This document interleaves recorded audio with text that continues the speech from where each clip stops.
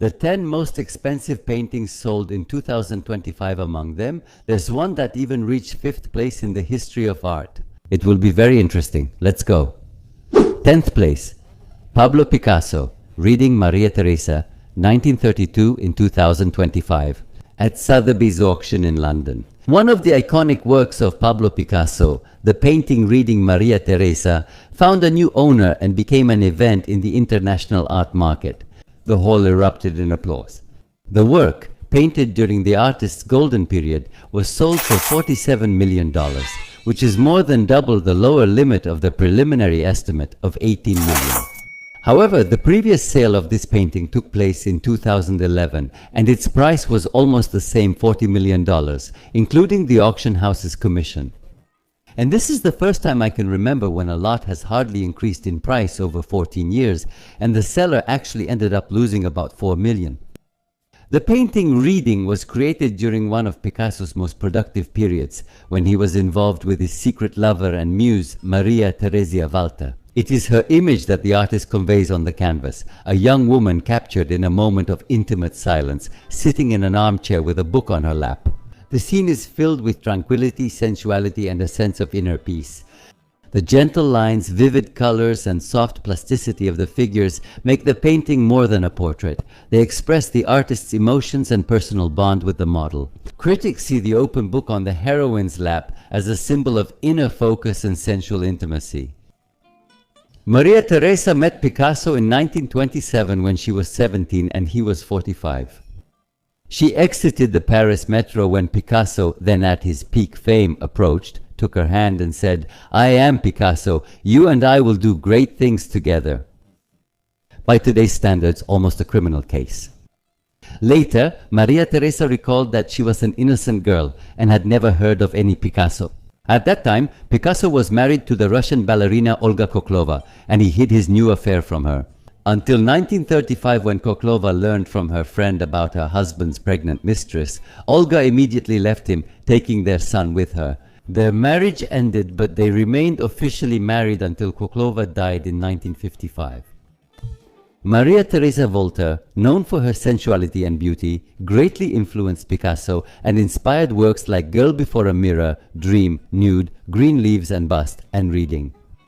The sales process was intense, attracting many international collectors who bid in person and by phone. The bidding for Reading went on for several minutes, during which there was fierce competition among at least 7 bidders. An anonymous buyer placed the final bid by phone during the auction. This is a common and rather disappointing practice at recent auctions, where buyers prefer to conceal their identities. In the painting, Picasso skillfully combined elements of cubism with soft, rounded forms, creating an image that feels both intimate and universal. If you want to better understand Picasso's work and this particular period, watch my video about him. I'll leave a link in the description. It's really interesting. 9th place, Claude Monet, Water Lilies. Claude Monet's Water Lilies painting. One of the leading lots at the Christie's auction in New York in November.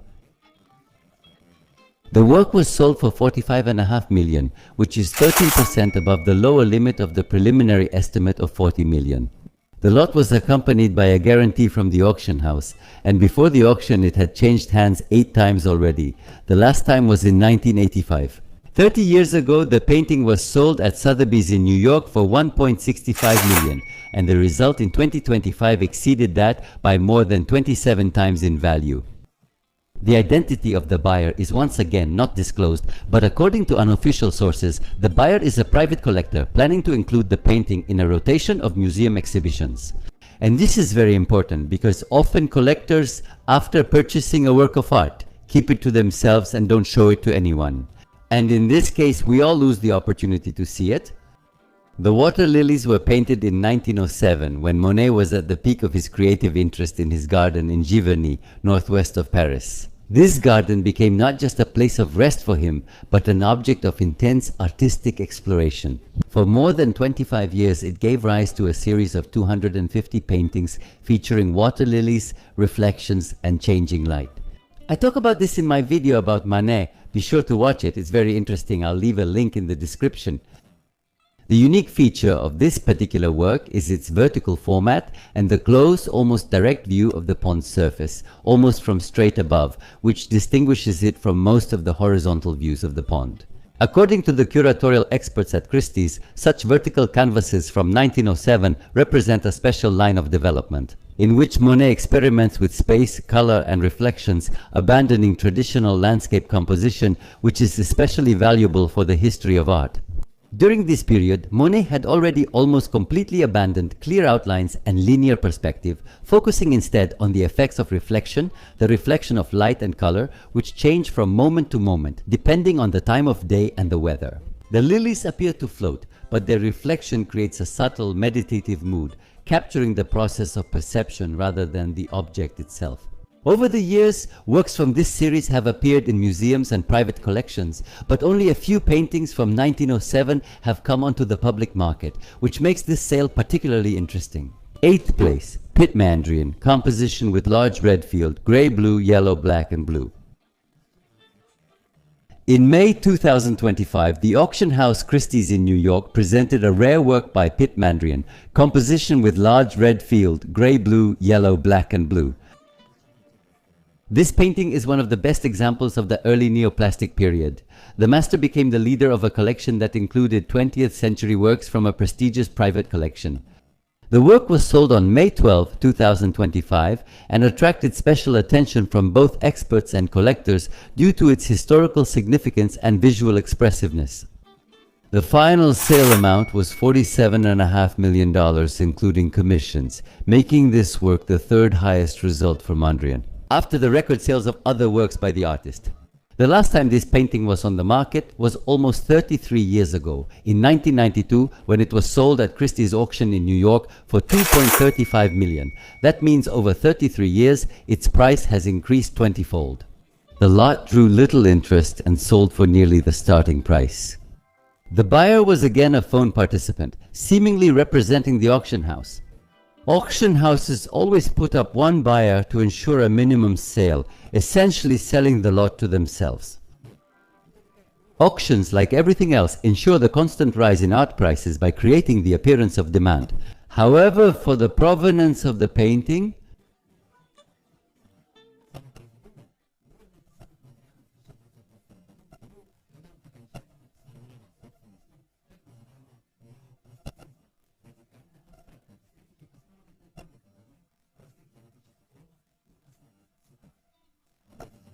Mondrian only has the primary colors, blue, red and yellow, no green. The artist abandoned figurativeness in favor of compositional strictness, striving to create a universal visual language that reflects harmony and pure beauty. As he said, in this work the large red field is the center of visual attraction. It balances with the planes of gray, blue, yellow and blue colors, while thin black lines form a grid that gives the composition balance. Mondrian originally worked as a landscape painter before developing his abstract language, and became the first abstractionist in history, alongside Kandinsky. At that time, such an approach was considered very strange. To depict something that doesn't even exist in the world, not just to copy reality, not to break objects apart like cubism, but to create the entire painting completely from one's imagination. And the origins of what is now called modern art. 7th place. Jean-Michel Basquiat, crowns Peso Netto. At the November Sotheby's auction in New York, Jean-Michel Basquiat's painting Crowns Peso Netto caused a real sensation. It became one of the year's most talked about art market events. This large-scale work appeared at public auction for the first time and was sold for $48.3 million, significantly exceeding the initial expectations of experts, who estimated it in the range of 35 to 45 million. The painting Corona was created by Basquiat at the end of 1981 when he was only 21 years old. It was a key moment in the artist's development when he was transitioning from graffiti on the streets of New York to full-fledged studio work and made his debut at Anina Nosse's gallery. On a nearly 2-meter wide canvas, Basquiat uses dynamic, almost primitive lines, bold colors and text fragments. And the central element becomes 4 crowns, which by that time had already become, in part, his visual trademark. The inscription Peso Netto, a Spanish term meaning net weight, is a typical way for the artist to connect art, culture, identity, and commerce in a single visual gesture. The sale process was quick but very intense. The lot sparked great interest among collectors and investors, and the bidding began with active participation from representatives of private collections. The winning bid ultimately came from a phone participant, represented by Sotheby's China head, Jen Hua. This buyer also remained anonymous, depriving us of the opportunity to examine him under a magnifying glass. The work's symbolism is tied to Basquiat's visual language. Crowns in his art represent both power and greatness as well as vulnerability. Black figures, fragments of text, arrows, and colors create a tense graphic world on the canvas, reflecting the cultural codes of the streets, the artist's personal experiences, and his desire to express an identity that he considered the most important theme of his work. 6. Frida Kahlo, The Dream Bed. In November, a Sotheby's auction featured one of the most talked about sales in the contemporary art world, which set a record for the price of paintings by women artists. A self-portrait by Mexican artist Frida Kahlo, painted in 1940 and titled The Dream Bed, was sold for $54.7 million. This sale broke the previous record for a woman artist, set by Georgia O'Keeffe's work Jimson Weed White Flower No. 1, which was sold in 2014 for $44.4 million. It also surpassed her own auction record set in 2021 for the painting Diego and I. Previously, this work was sold at Sotheby's auction in New York in 1980 for a mere $51,000. Can you imagine how undervalued Frida's work and women's art in general were? In 35 years, the value of the painting increased more than 1,000 times, and that's another unique record set by this sale. The painting was part of a private collection and hadn't been publicly displayed since an exhibition in the late 90s, remaining unseen for nearly 30 years. Before the auction, the artwork toured major international art salons in London, Abu Dhabi, Hong Kong, Paris, and New York, boosting interest and market visibility. The sales process evolved, with the evening auction featuring over 100 surrealist works. Among them, The Dream, The Bed was the main highlight. The starting bids were much lower, 20 million, but an active bidding war broke out among collectors in the room and on the phone. As a result, the final backstag, that's what the bid at which the auctioneer drops the hammer is called, was recorded at 47 million. With Sotheby's commission, the final amount reached $54.7 million, showing a 2.5 times increase. At the same time, the painting entered the top 50 most expensive paintings in history, taking 48th place and surpassing Van Gogh's Irises, which sold for $34 million. The identity of the buyer was not officially disclosed again. The winning bid was made over the phone through the head of the Latin American art department at the auction house. The painting's history and symbolism make it significant. The Dream Bed is a self-portrait in which Frida Kahlo depicts herself sleeping on a carved wooden bed, as if floating in the clouds. Her body is wrapped in a golden blanket and surrounded by creeping vines, and above her head is a skeleton figure wrapped in dynamite. This disturbing scene reflects the themes characteristic of Kahlo's work, the struggle with death, chronic illness, and her own fears. The artist suffered a severe injury in her youth when she was involved in a bus accident, which caused her to spend many years in bed and undergo numerous surgeries. These experiences became central to her artistic style and the psychology behind her images. Frida Kahlo did not consider herself a surrealist, although her contemporaries often associated her work with this movement. She said that she didn't paint dreams but painted her own reality. The dream, the bed, balances between inner experience and visual metaphor, making visible the boundaries between life and death, wakefulness and sleep. Very soon there will be a video about the magnificent Frida Kahlo on my channel. Subscribe so you don't miss the 5th place. Mark Rothko, number 31, Yellow Band, year 58. The sale of Mark Rothko's work at Christie's in 2025 became the subject of serious discussions in the museum community. The final price of $62.1 million was reached after prolonged bidding between 2 private foundations and 1 American museum. When the museum dropped out, there was a palpable tension in the room. Such works rarely appear on the market, and each loss from a public collection is felt painfully. The victory of a private buyer once again raised the question about the fate of key works of abstract expressionism, which are increasingly ending up in private collections belonging to unknown collectors, hidden from our eyes.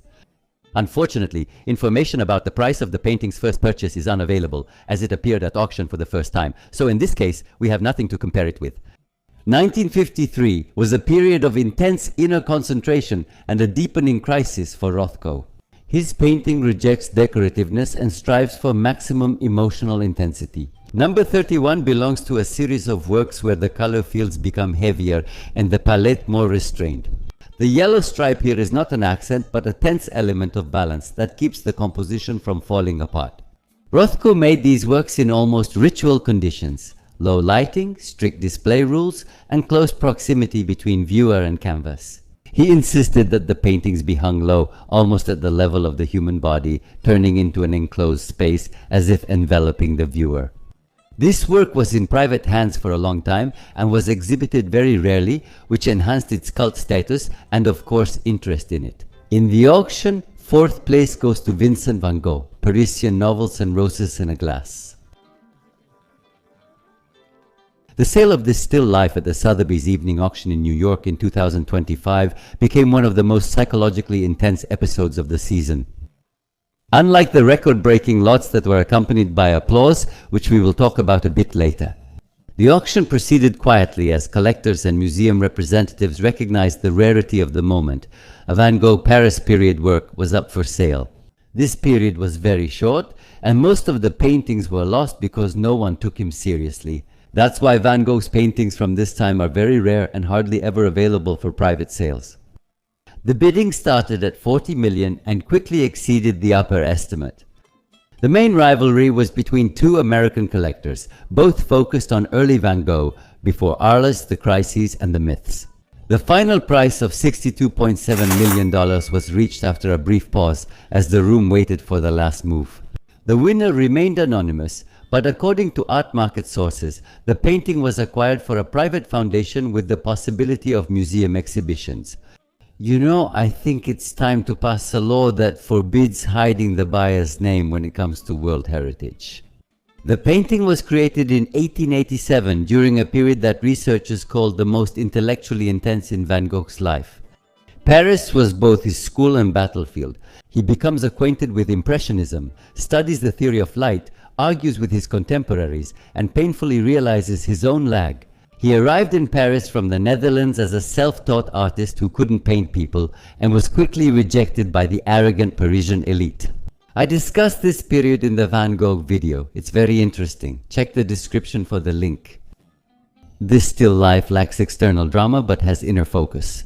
The books on the table are not just a decorative element, but an object of experimentation with his new painting technique, a short rhythmic brushstroke that will soon become his signature style. Unrecognized in his lifetime, it later sparked an entire expressionist movement. Essentially, Mondrian followed Van Gogh. The roses in a glass tumbler appear fragile, highlighting instability.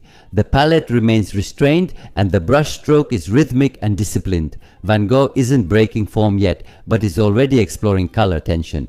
The painting was in private collections for a long time and was rarely exhibited, which makes it a rare testament to the quiet Van Gogh as an artist. Before the legend, before the tragic ending, before becoming a symbol. Third place, Gustav Klimt, Forest Slope in Unterach am Attersee, 1916. The painting Forest Slope in Unterach am Attersee was exhibited as part of the legendary private collection of cosmetics magnate Leonard Lauder, founder of Estée Lauder, who died in 2025 and was one of the world's largest collectors of Klimt's works. At the Sotheby's auction in New York, it fetched $68.4 million. The auction house scheduled the work for the evening session on November 18, 2025.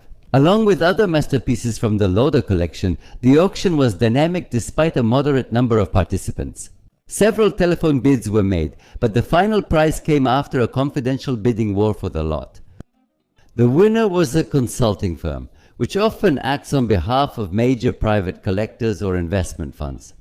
It was estimated at 70 million before the auction, but the final price was a bit lower. Forest Slope is a reference to a small Austrian village on the shore of Lake Terzi, where Klimt spent many summer months and created landscapes that are noticeably different in style from his portraits. The painting was made in 1916 at the height of World War I, when the artist left social Vienna to spend time isolated in nature. It's a square, 110 by 110 centimeters, typical of Klimt's later landscapes, and signed by him in the lower right corner. Forest Slope is one of the rare landscapes by Klimt painted in a square format, which he preferred in the last years of his life. Having given up portrait commissions, he focused on nature. Seeking a visual blend of decorative form and the real world, the painting omits roads, people, and other distractions. The artist removes secondary details to highlight color and plane harmony. The hill, forest, mountain reflections, and lake water are arranged to emphasize form and color. The artist uses a rich palette and a mosaic construction of the surface, which makes the work both decorative and deeply emotional at the same time. Such a combination reflects Klimt's desire to combine aesthetic abstraction with a direct, sensual perception of nature. Critics say the artist's late landscapes, created during wartime, reveal his quiet resilience. His pursuit of pure perception of color and form is seen as a way to preserve the artist's inner world, separated from external chaos. And of course, we won't overlook Klimt. There will be a video about him soon, so subscribe. Second place goes to Gustav Klimt's Flowering Meadow. Here we have Gustav Klimt again from the same Mauder collection. The sale of Flowering Meadow became the second act of the big Klimt season. The preliminary estimate of $60 to $80 million was exceeded rather quickly. Most of the bidding was done over the phone. Representatives of Asian and European collections were cautiously but persistently raising their bids. When the price approached $86 million, it became clear that this was not just a purchase, but a strategic acquisition. The winner remained anonymous once again, and there was immediate talk of a major private museum in East Asia, where Klimt is seen as an artist of contemplation and inner harmony. Blooming Meadow was also painted by Klimt during one of his summer trips to Lake Attersee, a place he called his sanctuary. In Vienna, the artist faced clients, gossip and expectations, but here he worked freely. The painting is radically different from a traditional landscape. It has no horizon, no sky, no familiar perspective. It is more decorative and meditative. It's like a 3D picture. If you look at it for a long time, a 3D effect might appear. The viewer seems to be lying on the grass, gazing into an endless sea of flowers, with the brushstrokes pressed tightly together, creating a mosaic or fabric effect. Some of Klimt's contemporaries considered such works too decorative, but today these are seen as the first steps toward abstraction. Klimt painted this meadow with binoculars, intentionally flattening the space and removing depth from the landscape. This technique made nature decorative, transforming it into a pattern. The painting spent years in a private collection and was rarely shown, increasing its mythology. The price of $86 million puts the painting in 42nd place in the top 50 most expensive paintings in history, once again surpassing Van Gogh with his painting Dr. Gachet, which was priced at $82 million. But wait for the first place. There we have a real phenomenon. First place goes to Gustav Klimt, portrait of Elisabeth Lederer, and in first place we have Gustav Klimt again. This year he took all of the top 3 spots. But it was this painting that caused a real sensation, jumping straight to 5th place in the world's top 50 most expensive paintings in history. The auction in November 2025 at the Sotheby's evening sale in New York was like a theatrical premiere, with the starting price as high as $130 million. There was tension in the room, phones pressed to ears, and the bids were jumping by 10 to 15 million at a time. When the price topped $200 million, the audience held their breath as the auction house owner shook hands with the director, laughing with pleasure. The final duel unfolded between 2 anonymous buyers on the phone. The hammer came down at $236 million, and the room erupted in applause. The buyer remained unknown. Rumor had it that either a Middle Eastern museum fund was behind the purchase, or a private European collector who wanted to bring Klimt back home. The portrait of Elisabeth Lederer is among Klimt's most personal and tragic works. Elisabeth was the daughter of August Lederer, a key patron and member of Vienna's second wealthiest family after the Rothschilds. The painting was created against the backdrop of the impending catastrophe of World War I. Unlike the golden festive portraits, this one feels anxious. The figure seems fragile and looks away. The fate of the painting turned out to be dramatic. After the Anschluss of Austria, the painting was confiscated by the Nazis, the Lederer family lost their collection, and the painting itself was considered lost for decades. Its return to the heirs was the result of a long and painful restitution process.